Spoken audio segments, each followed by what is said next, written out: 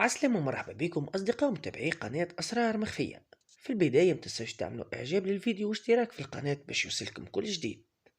قال رياض أجراد في مواقع التواصل الاجتماعي بعد التناول الإعلامي الواسع وبعد التدخل الإذاعي اليوم، العصابة تعيش حالة من الهلع والرعب، فانطلقوا كما كان منتظرا في حملة تشويه وكذب وفبركة ضدي، وهي عادة دأبوا عليها في النيل من الوطنيين والشرفاء في هذا الوطن.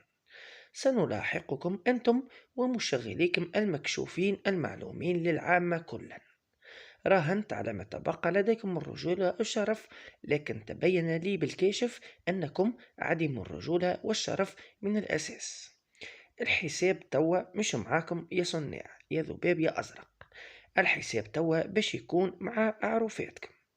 أعرفكم واحد واحد، والحساب باش يكون تحت التوتة.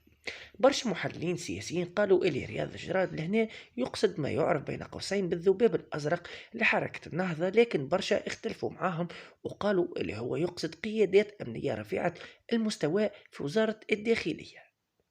انتوما حسب رأيكم شنية السبب الغامض وراء التصريح هذا؟ في النهاية نشكركم على تفاعلكم معنا والاشتراك في القناة، وإلى اللقاء.